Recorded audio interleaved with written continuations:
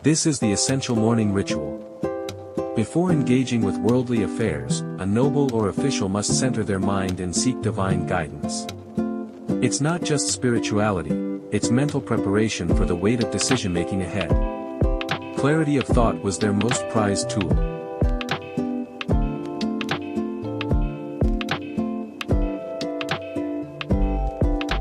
A simple meal, but this is the intellectual breakfast.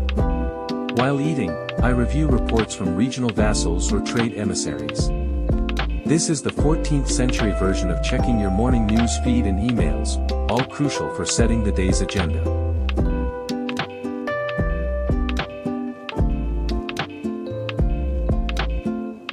This is the nerve center of the empire. The Prime Minister, Gajah Mada, leads the daily briefing. Intelligence from across the archipelago, from Sumatra to Papua, is consolidated here. The efficiency and scale of information management were truly astounding for its time.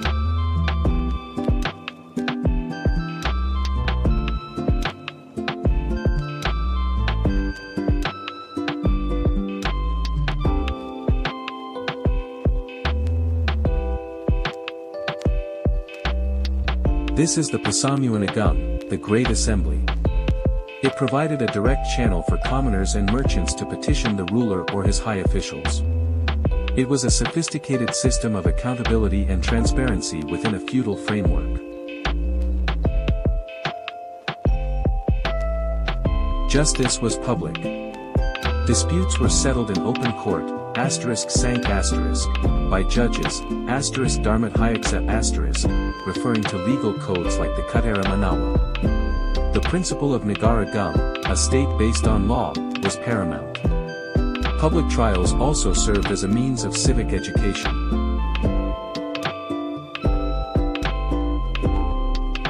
Taxes were paid in kind, with goods, not coins. Rice, textiles, forest products, all flowed into the central warehouses, *Badan Papumi*. This stockpile was the state's financial backbone, funding the military, public works, and acting as a buffer against famine. Lunch is never just a meal. It's a key venue for soft diplomacy.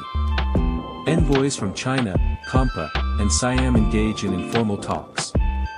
Trade quotas, alliances, and cultural exchanges were often finalized in this relaxed, convivial atmosphere.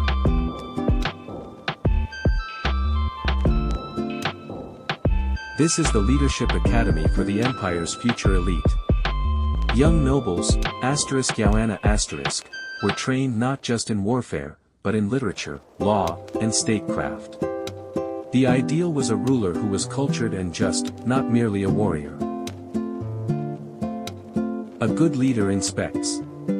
Weapons like the carries were not just tools of war but symbols of sovereignty and spiritual power. Majapahit's metallurgy was world-class. Each blade's pattern, *Pamar*, tells a story of its forging process and intended purpose. This is the empire's secret service.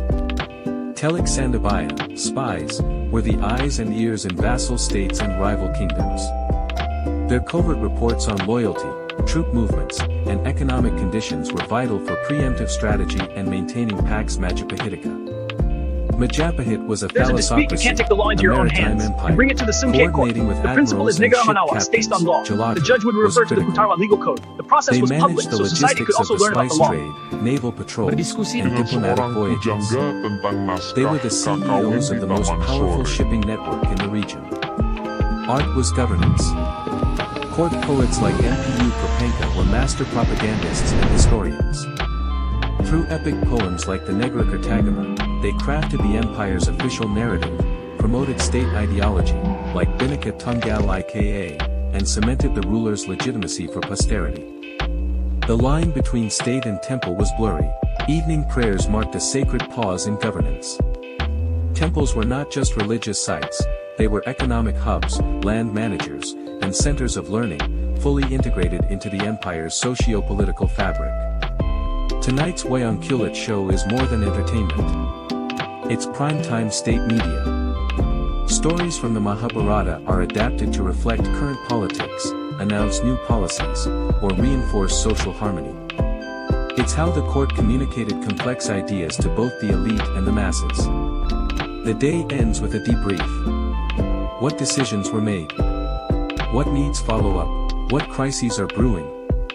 Majapahit's bureaucracy thrived on meticulous record-keeping and accountability. This closing ritual ensured nothing fell through the cracks. Behind the public persona lies private life. This family dinner is a crucial space to unwind, connect with children, and discuss mundane matters. It's a reminder that even in a grand empire, the rulers needed a sanctuary to be ordinary humans. The final ritual, studying sacred texts or epics. This wasn't just for piety, it was a search for wisdom and parallels to contemporary challenges. A leader was expected to be a perpetual student, drawing lessons from ancient stories to solve tomorrow's problems. From this watchtower, you grasped the empire's scale. It was a vast, intricate machine powered by spirituality, law, trade, and military might. Majapahit's true genius wasn't just conquest, but governance, the art of managing a diverse, sprawling archipelago. A timeless lesson from our past.